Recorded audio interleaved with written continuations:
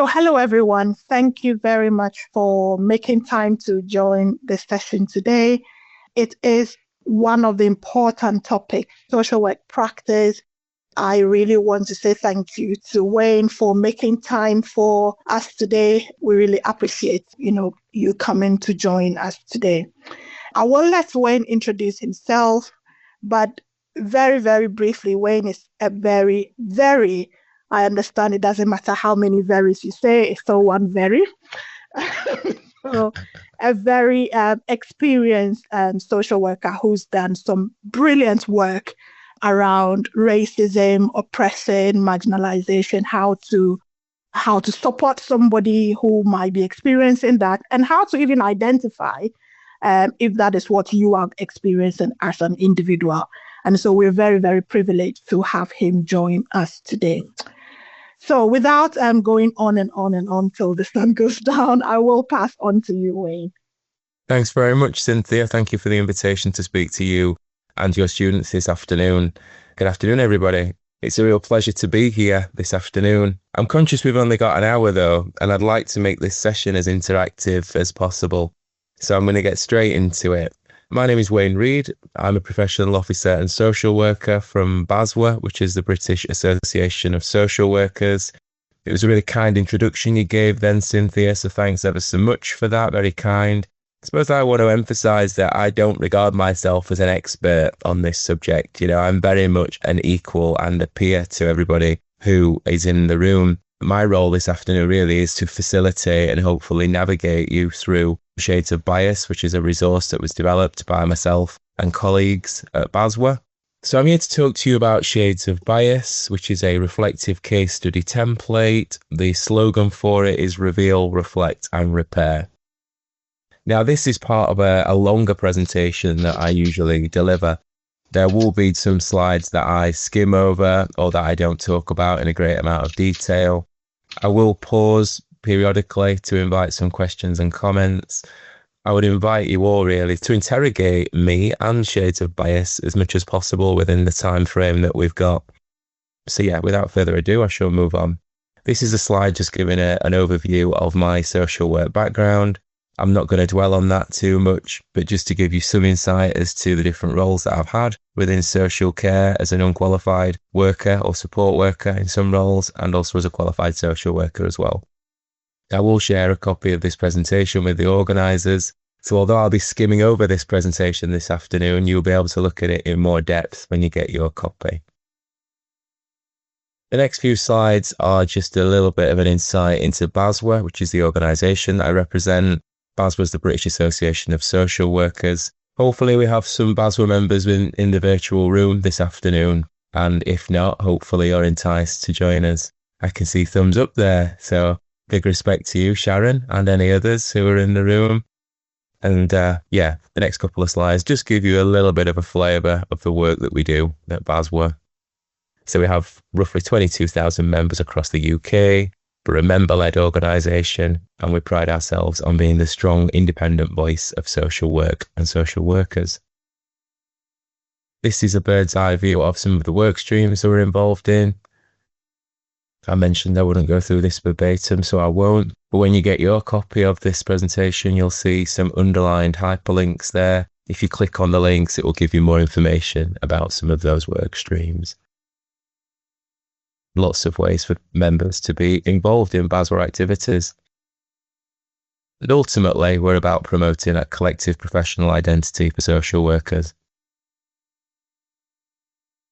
And we do also have discounted rates for students as well, I should emphasise. So Shades of Bias then, this is what you can expect from my presentation this afternoon. I'll talk to you about what Shades of Bias is, how it can be used, who can use it, what its origins are, how it can be utilised more widely in social work and beyond. There is a section specifically for people responsible for bias. I'll summarise periodically throughout and at the end. We probably won't get a chance to look at the exemplars, but they are available on the Shades of Bias webpage. I'll put a link to that in the chat now, just so you've got access to that whilst I'm speaking. And I'll also share some examples of other BASW England work streams that have informed shades of bias. And there'll be chance for questions at the end and throughout. Okay then, so moving on. I'd like to start firstly with a cartoon just to set the scene in terms of workplace and education conversations in different settings that have informed shades of bias. So I'm going to give you just a moment.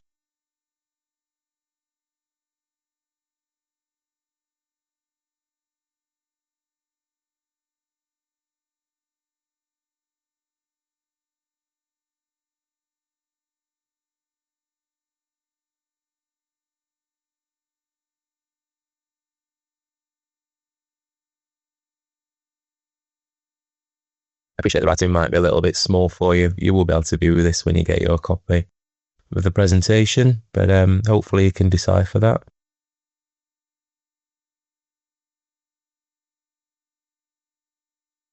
Okay, so hopefully that gives you a little bit of an insight as to some of the conversations that helped to generate the idea of shades of bias. But I'll come straight to it now in terms of what it is. So Shades of Bias is a versatile case study template designed to enable critical reflection on how discrimination, oppression, and racism manifests itself in social work and beyond. It's a simple process for documenting, analysing, and addressing instances of bias, whether it's experienced directly, observed, or perpetrated by a person or people responsible. Shades of Bias embraces intersectionality, and it's underpinned by the protected characteristics of age, race, disability, sexual orientation, religion, and so on. And that's as per the author or user of the template, as per the Equality Act 2010. The template also captures more nuanced and multi-layered discrimination, such as classism, microaggressions, neurodiversity, sexism, etc. Based on anti-discriminatory, anti-oppressive, and anti-racist values and ethics, Shades of Bias helps to create a culture of accountability, inclusion, self-expression, and systemic change. I must emphasise that Shades of Bias is more than just a tool for documenting racism. It's a multidimensional framework for healing, self-examination, and transformation across policy, practice, and education. Shades of Bias provides cathartic and therapeutic benefits, which empower people to analyse and respond to experiences of bias and various forms of discrimination. By validating lived experiences, Shades of Bias is both a self-help resource and a practical tool, giving it unique emotional and strategic functions aimed at hearts and minds. It's intended for Shades of Bias to become the standardized framework for documenting discrimination and exposing harmful systemic patterns that are often ignored. And you'll see there on that slide the definition of bias that we're working with in the resource and throughout this presentation. Again, you'll see certain terms that are underlined, which are actually hyperlinks. So when you get your copy of this presentation, you'll be able to see the definitions of those that we're working with as well. And also the links will substantiate what I've had to outline on that slide as well. Okay. Just moving on. This next slide is just an infographic really to underline the values and ethics that underpin Shades of Bias.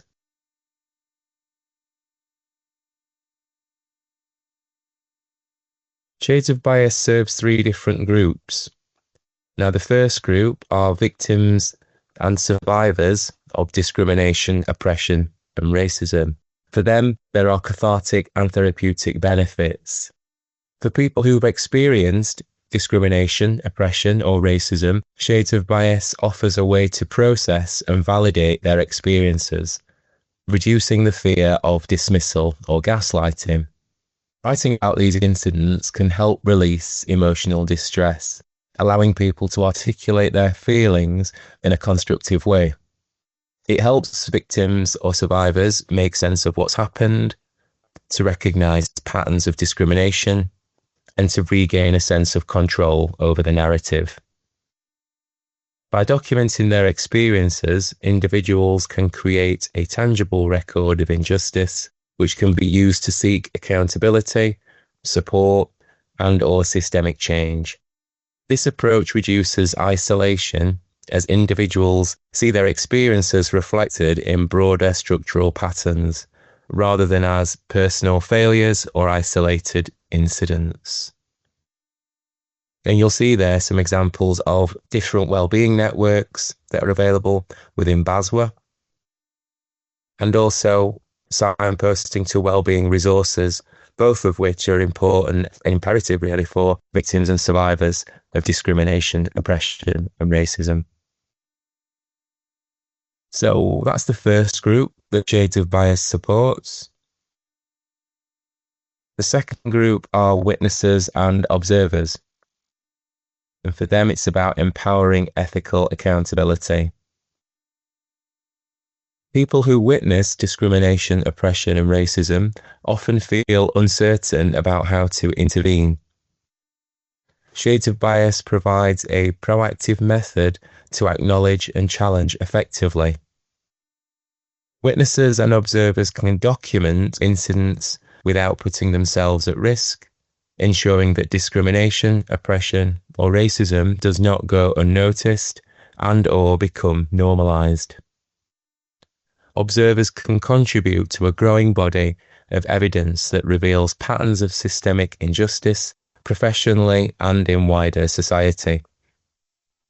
Shades of Bias supports active social justice, helping witnesses move from silent and passive observance to meaningful action. For many witnesses, speaking up against discrimination, oppression, or racism can be intimidating or professionally risky. Shades of Bias provides a safe, structured way to record and report incidents, making systemic change more achievable. So that's the second group. The final group is the person or people responsible for bias, and for that group, it's a tool for accountability, critical reflection, and growth. Even well-intentioned people can exhibit bias. Shades of Bias provides a logical, non-punitive method for people to reflect on their own actions, inactions, and biases. People responsible for the bias are encouraged to analyze their decision-making and behaviors, recognizing how instinctive and impulsive biases can influence professional judgment. By completing the template from their own perspective, people can confront how and why they perpetuated discrimination, oppression, or racism, and commit to learning and change. This process aims to convert guilt into being responsible and shame into taking accountability, cultivating a culture of growth rather than defensiveness.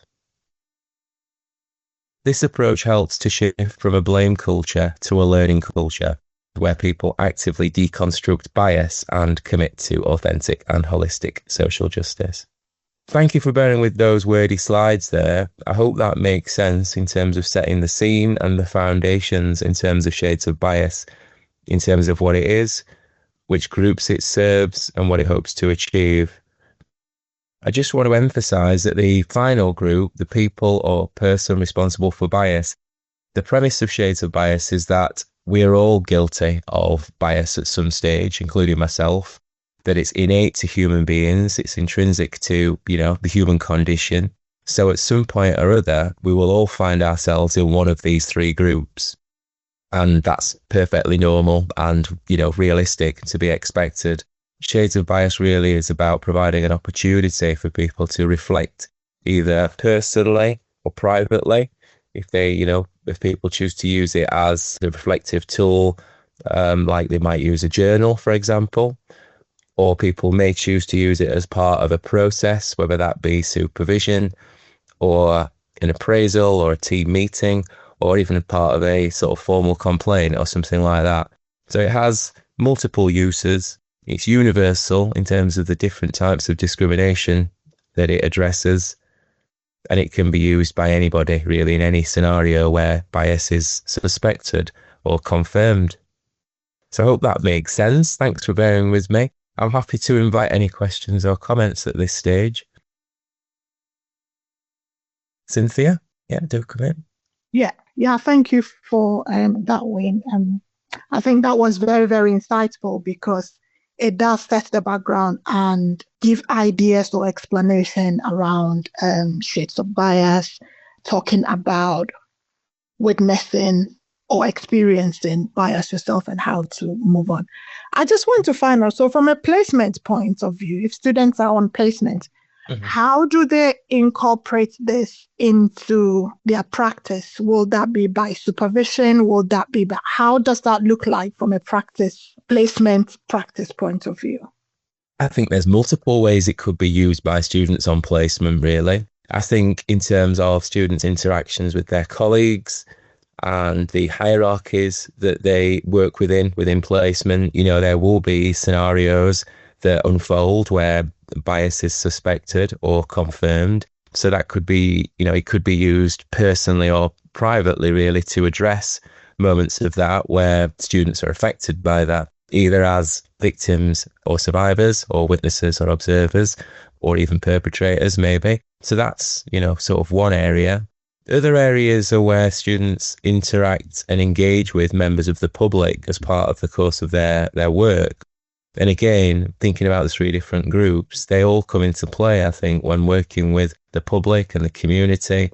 And so, again, the form could be completed either privately or personally. It could be done in partnership with working with, members of the public as well.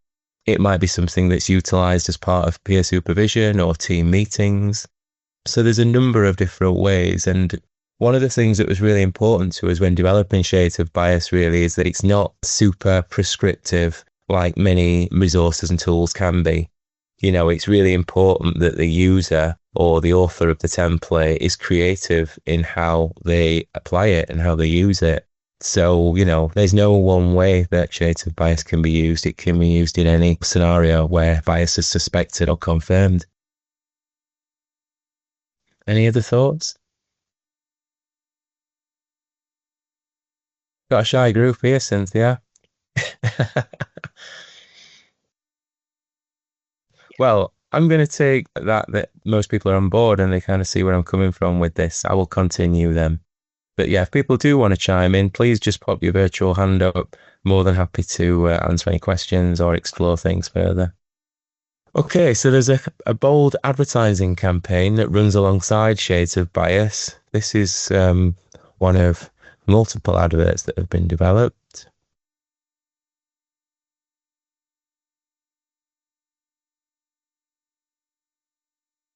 I'd like also just to give you a quick insight or overview of the form itself. So the actual form is available on the Shades of Bias webpage that I mentioned earlier. This is a bird's eye view of the content of the form itself. So the form looks a bit different to this, but this is the actual content from the form. You'll see that there is a series of headings, the first being the case study title, so that the user or author can give their particular form a title, so it's clear to see what scenario is being explored right from the outset. And then you'll see the next heading is background and context with a series of prompts. It's not imperative that all of those prompts are responded to or answered, but it's just to give the user or author a sort of starting point, really, so they can complete the form as they see fit.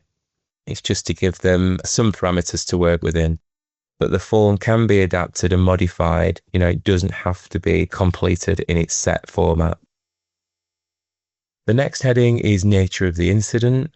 And again, you'll see some other prompts around the nature.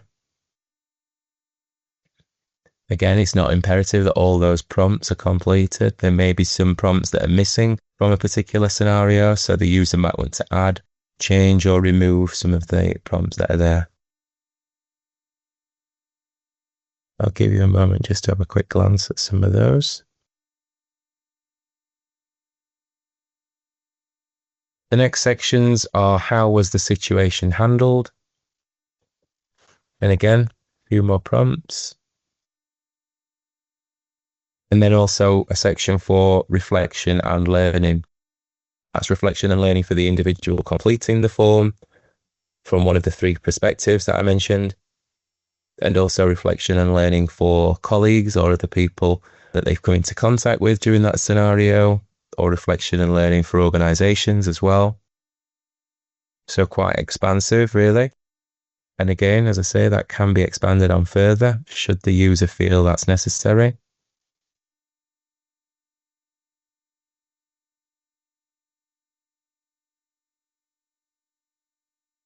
And then the final headings are reflection and learning for the person or people responsible for bias. And there are some specific prompts for that group. And then there's a free text box for any other comments or reflections. The template itself has a Word format, as I said, from the Shades of Bias webpage. There's also a PDF version on there. And there's also an online Microsoft Forms version as well. So it can be completed online, which would come through to us at BASW. And you'll see there at the bottom, we are inviting people to share some of their anonymized case study templates with us. We are considering a publication in the future. So people's submissions may well be included in that. I hope that all makes sense. So just to summarize briefly, Shades of Bias is a practical, structured and reflective tool that empowers and equips people. Unlike many reports that merely outline problems or recommend solutions that are not implemented, Shades of Bias is a universal template to document, analyze and support people in real-world scenarios. So I'm conscious I've said quite a lot up to now, and hopefully you've not felt too bombarded by all of this. So I'd like to just consolidate what I've said so far in this infographic. I'll give you a moment just to have a look at that. Sorry, Wayne, there's a question in the chat box. Oh yes, so where do the reports forms go to? Okay, thank you for that question. Well, there's 3 different versions of the form itself. I mentioned around the about the Word version of the form. So that Word version of the form would just be downloaded by the user to their device, their computer or laptop. A person would complete it either in a private or personal capacity for their own personal use, or they may use it as part of a process, as I was saying before, so as part of supervision or an appraisal, or perhaps a formal complaint, or, a team meeting or something like that. If somebody was to complete the online version of the form, the Microsoft Teams version of the form that I mentioned, that would come through to us, and that would then be held by us. It wouldn't be shared anywhere, but it would be considered for the publication I just mentioned a moment ago that we're considering in the future. We're not totally committed to that idea, I have to say. So there's not a guarantee that people's submissions would be used as part of that publication, but it would be considered. I hope that answers your question.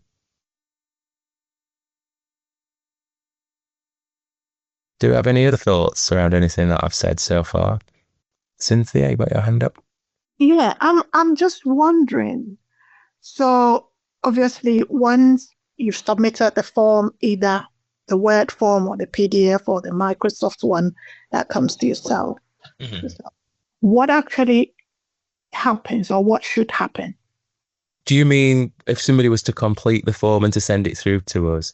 Well, I have to emphasize that we're not going to be providing feedback or marking people's submitted templates, because that's not really what it's about. It's really about people maximizing the benefits, really, of using the form for their own personal use in their own scenario. So it might be that if someone's been through a particularly difficult time, let's say, and they've completed it as a victim or survivor of bias or discrimination in whatever form, then the hope is that by completing the form that person is able to reflect on what's happened to them, what they've been a victim or survivor of, where they're going to be able to access support and advice, what their next steps might be. It might be that they tell someone, whoever that might be. They might confide in someone. They might issue a formal complaint of some sort. They might escalate it with their manager.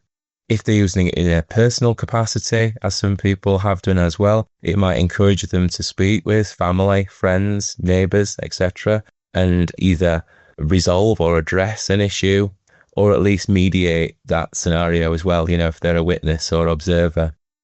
In terms of our role, in terms of what we would do, we won't be getting involved in any individual scenarios that people, kind of share with us, unless, the only scenario I could imagine that taking place is if somebody is a BASW member and they're seeking advice and representation from us, then somebody might fill a Shades of Bias case study template form out to help them as part of that process, kind of formal process in terms of a disciplinary situation, maybe at work, or, kind of any issues with the social work regulator, maybe.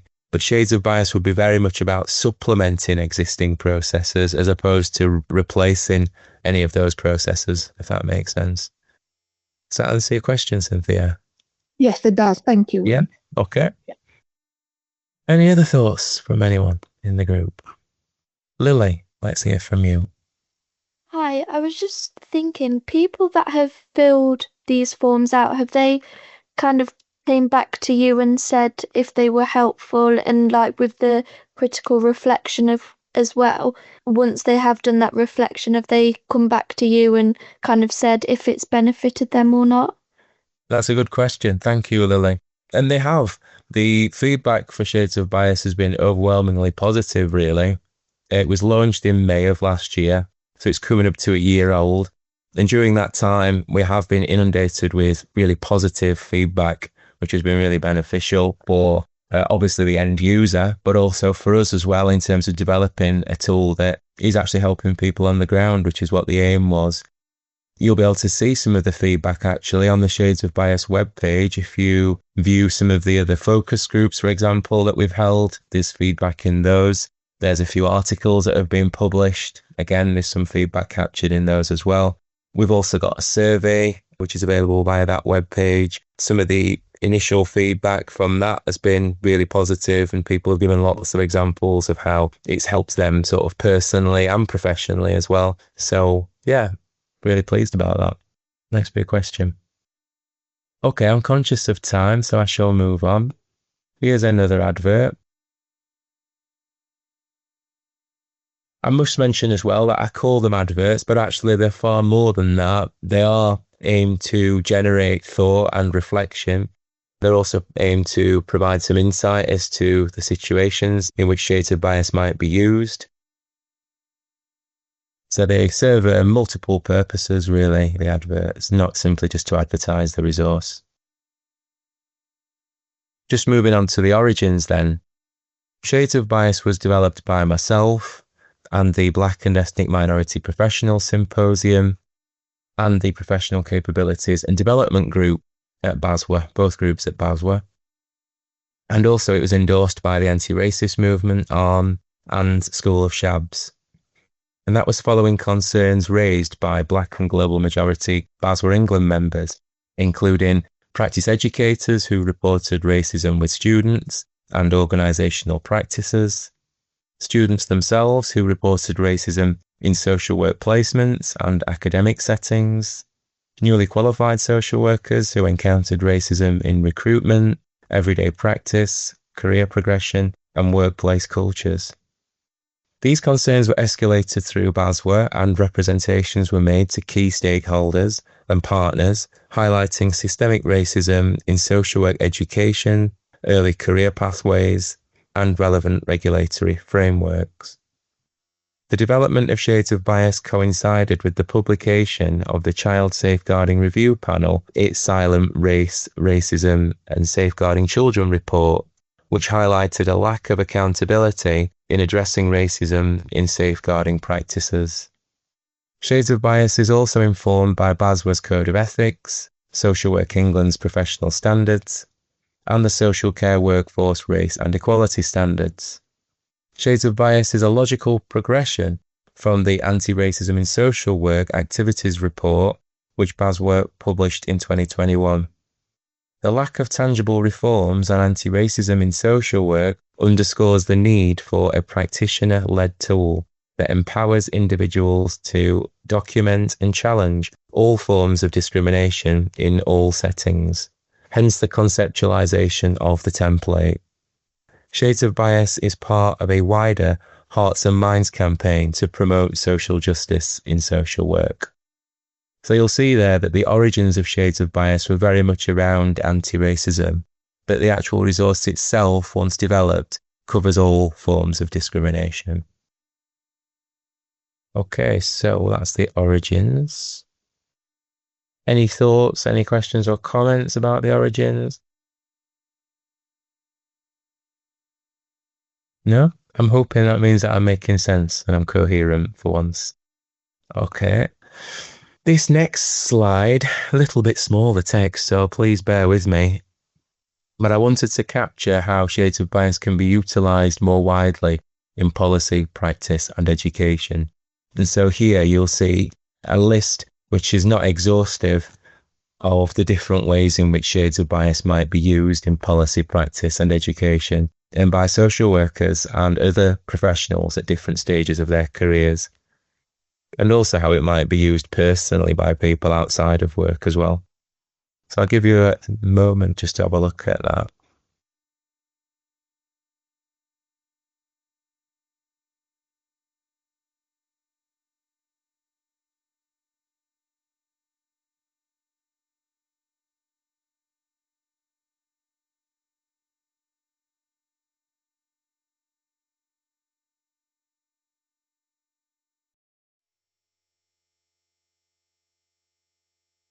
I hope that's helpful in terms of how people might integrate Shades of Bias into their everyday practice. You know, it's not supposed to generate lots of additional work for people. We know people are busy enough. But as and when difficult or challenging situations arise, hopefully it's something that people can use then. And it's not exhaustive, this slide, I have to say. I mean, there's lots of other ways in which Shades of Bias can be used as well. Like I said before, the aim is to not be too prescriptive. It's really to give people a template that they can adapt and modify themselves however they see fit and however they want to use it, really.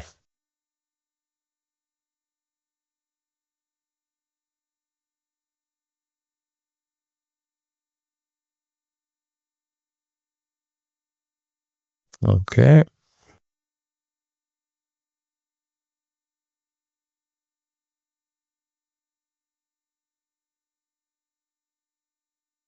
Okay, I'm going to move on.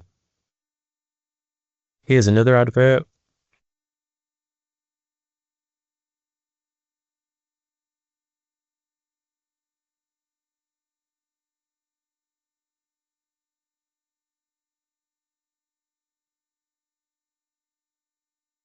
I mentioned that there is a section specifically for people responsible for bias.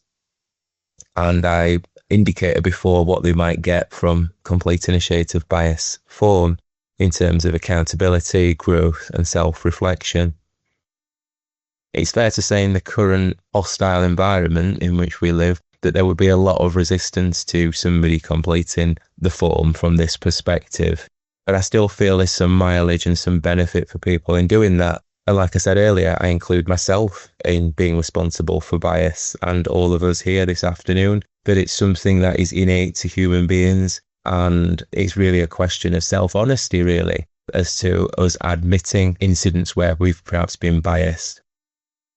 So this section of the case study template supports individuals who've engaged in biased, discriminatory or oppressive actions or behaviours, whether knowingly or unwittingly. It has a structured, non-punitive approach to reflection, helping individuals take responsibility, learn and commit to anti-discriminatory, anti-racist and anti-oppressive practice. Like I said a moment ago, there will be some resistance to completing the form from this perspective. So why would somebody engage? Well, hopefully to recognise and understand personal biases, to acknowledge and address the harm caused in any particular situation, to align with professional ethics and regulatory expectations, and to contribute to a culture of accountability and systemic change. When completing a Shades of Bias case study template, people responsible for bias should focus on understanding your actions, the impact on others, and there's just a few suggestions there as to how people might do that. Some of the other considerations when completing the form from this perspective are systemic and organisational influences,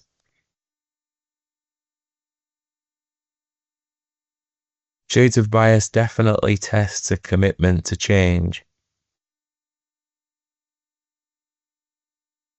I mentioned at the outset that the slogan is reveal, reflect and repair.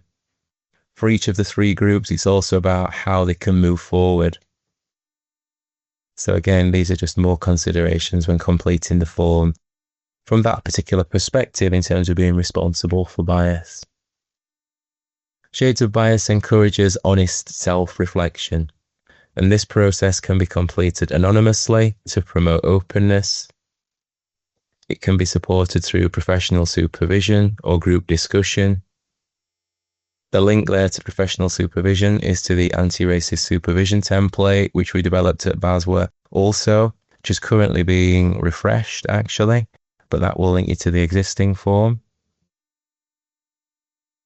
And Shades of Bias should be used as a developmental tool rather than a box-ticking exercise. By engaging meaningfully, people responsible for bias can move beyond defensiveness to take responsibility and contribute to their personal or professional growth that prioritises justice, equality, and ethical practice. So that's the section for people responsible for bias. Any thoughts on that from the group at all? I mean, would people agree that in the current hostile environment that perhaps there would be some resistance to completing the form, but it's still worthwhile considering? Would people agree with that? No? It does take quite a lot of bravery, I have to say. One thing I'd like to add actually is that we do have some exemplars on the Shades of Bias webpage for each of the three different groups that I talked about, including the perspective of people responsible for bias. So, that is a good starting point in terms of, understanding how it could be completed from that perspective. But I get there might be some resistance and reluctance to doing that. Okay, going to move on. This is another advert. I'm going to give you a little while longer just to decipher this one. This is a little bit cryptic.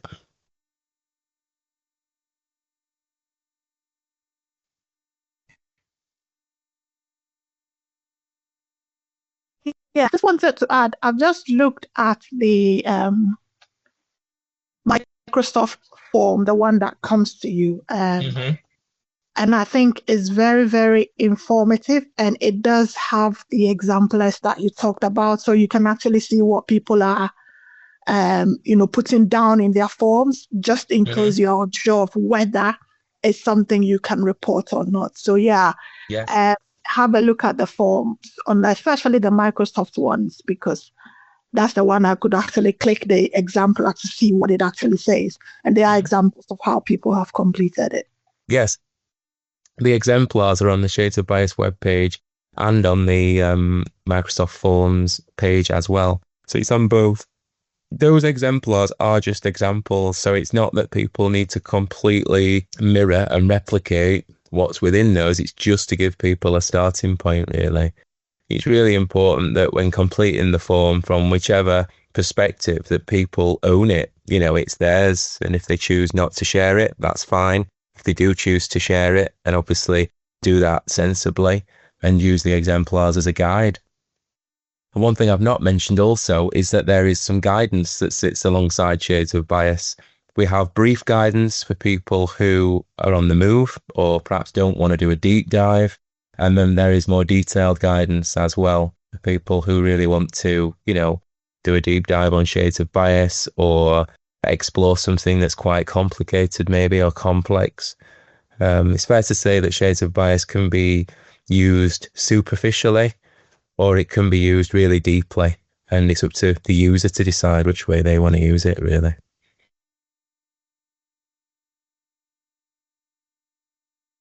Okay, so hopefully that advert makes sense to you there. It's quite a lot to decipher and explore within that. And it's done in quite a satirical way as well. But hopefully it makes sense. So to summarize, Shades of Bias is a reflective framework for humanizing people's lived experiences, promoting accountability and growth and informing policy reforms. By embedding shades of bias in policy, practice, and education discussions, we can challenge discrimination, oppression, and racism, amplify marginalized voices, and create a profession that is truly committed to social justice. The hope is that shades of bias becomes conventional and always usable during incidents of social injustice. And that's the link to the Shades of Bias webpage again as well. I should mention also that Shades of Bias has been integrated into the employer standards for social workers, which is held by the local government association. It's also been integrated into the Quality Assurance Agency, the QAA standards, who set the standards for universities under the higher education institutes across the UK as well, the social work courses. So the engagement and integration of Shades of Bias at that level has been really quite positive as well in the short space of time it's been around. Going towards the end of my presentation now, I'll just share another advert. This one is to illustrate the inclusivity of Shades of Bias.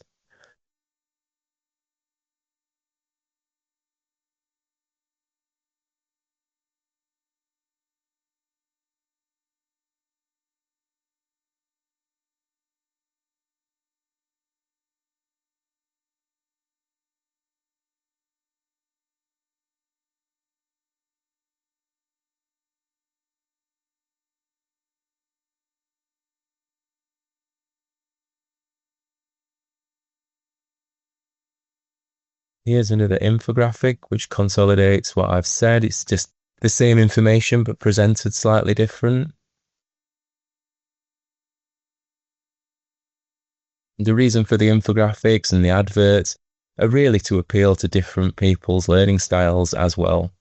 I can appreciate not everybody will favour my wordy slides or my Yorkshire twang, but hopefully some of the adverts or the infographics will resonate with people and may make it just that little bit more understandable.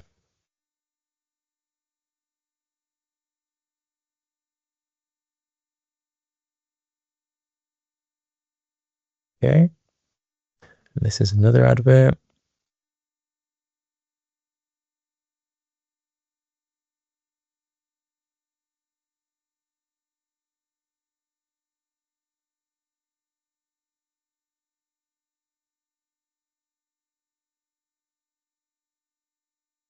This next advert points towards some of the dynamics within teams and some of the resistance that we sometimes encounter within teams as well to new resources.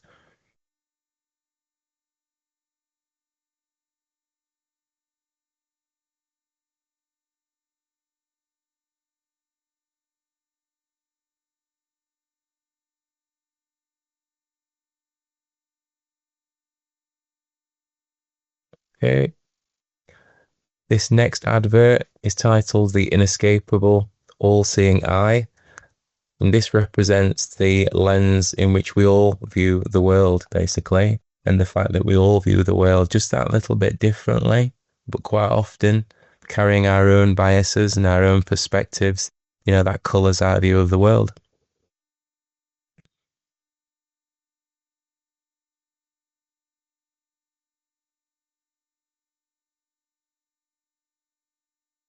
Thanks for your comment, Lauren. that it would be beneficial during group supervision. Hopefully so. Any thoughts on the adverts themselves? Does it help people to understand what shades of bias is and how it might be used? Or are they just a bit of a distraction?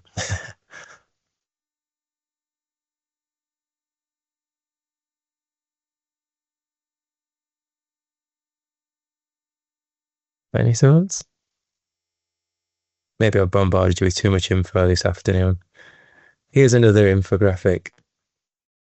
This one is based on the London transport system. This one takes a little bit of deciphering, so I'll give you a moment.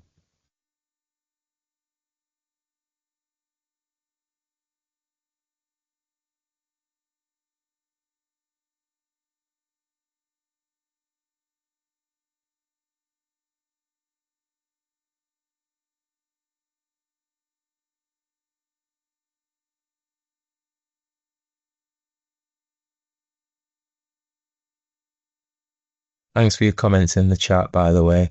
Gracie said, I think the visual aspect of the adverts really helps and makes it more interesting, so that's nice to read. Thank you, Gracie. Lauren has said, I think having the visual is great because it makes you think from different perspectives. So I'm glad those have landed how I intended. Sharon says they're definitely good for people who are visual learners. So as I say, that was the aim and objective as well in terms of learning styles. And Zive has said, I'm a visual learner and found them helpful. Thank you. So yeah, great. That's made my afternoon. And I hope the map there makes sense to you as well in terms of the different journeys that people in the different groups will go on in terms of completing shades of bias. This is one of the last adverts. It's to capture the 3 different groups, but also the all-pervasive bias in which we all encounter and are, victims of, witnesses to, and also perpetrators of at times.